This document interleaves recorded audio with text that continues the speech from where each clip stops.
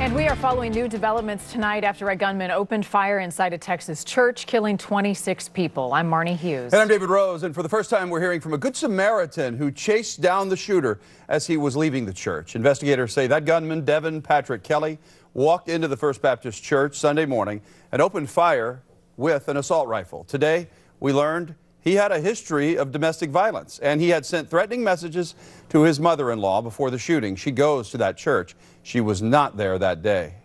There are many ways that he could have taken care of the mother-in-law without coming with 15 loaded magazines and an assault rifle to a church. I think he came here with a purpose and a mission. When that gunman came out of the church, he was shot twice by Stephen Williford, a man who lives next to the church. The gunman was able to get into his car and run before he finally crashed and took his own life. But Williford chased him down until the very end, along with the help of another neighbor. And tonight, we're hearing from that hero tonight for the first time. Is the people at that church,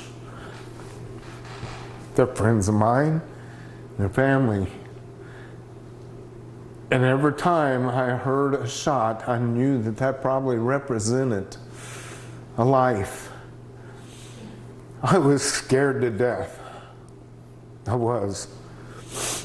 I was scared for me, and I was scared for every one of them, and I was scared for my own family that just lived less than a block away. I'm no hero. I am not. I think my God, my Lord, protected me and gave me the skills to do what needed to be done. And I just wish I could have gotten there faster, but I didn't know. I didn't know what was happening. Yeah, it all happened in seconds. There are serious questions now about how the gunman was able to get these weapons to begin with. So he was court-martialed, we have learned, by the Air Force in 2012 for abusing his wife and her child. So under federal law, since he was convicted of domestic violence, he was not supposed to be able to buy or own a gun. The Air Force says they didn't report the conviction like they were supposed to, and so he was able to slip through the cracks. And it is situations like this that keep a lot of our law enforcement up at night. Now, the fact that this happened inside a small-town church proves that it really can occur anywhere. We know that something like this is going to happen sooner or later in one of our communities.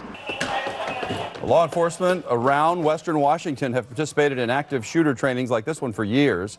But as mass shootings have become more common, their tactics and training has changed. Katie Boer is here tonight with the new way some local police, firefighters, and medics are collaborating to save lives. Well, David and Marnie, this was a fascinating activity that they were participating in, the training between some local police and fire departments, really changing their practices altogether. Now, the goal, keep the death toll down by escorting rescue crews in faster. We should warn you, the training exercise might be hard to watch. The gunfire is fake, and the victims are all actors. Page 27, Battalion 51. This is an exercise. The exercise starts scenario 1. Exercise starts scenario 1. We gotta get in there. We gotta get in there. In this King County active shooter training, the victims are all actors. The situation only a drill. What we have is an active shooter in a mall situation that has opened fire on innocent victims. But first responders take practice like this very seriously.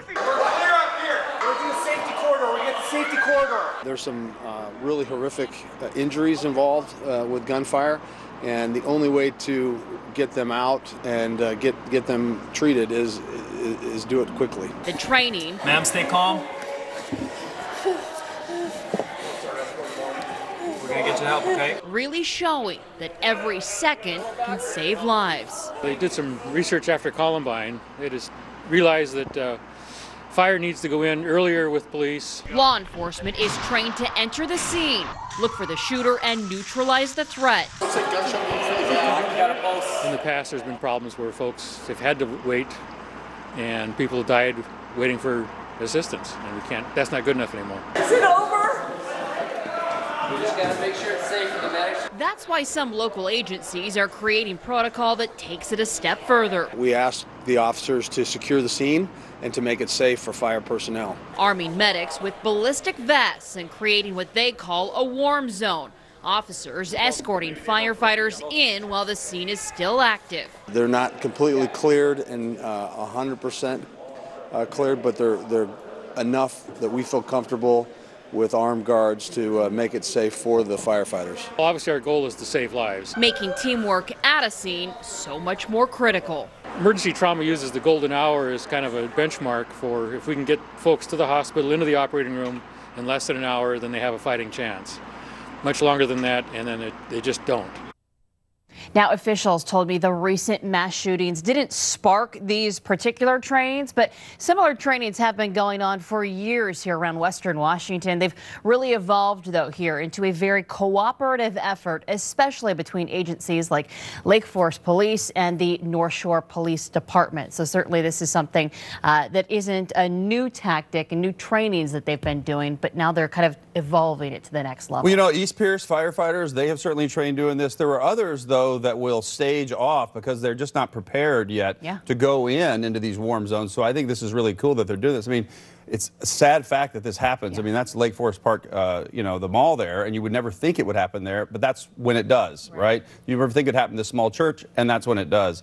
Everybody has to be prepared and aware. Well, and I never heard of warm zones before. That was a totally new word and terminology to me. So probably for a lot of folks that are listening to this for the first time now tonight as well. Yeah, walking through it. All right, Katie. All right, to the weather now.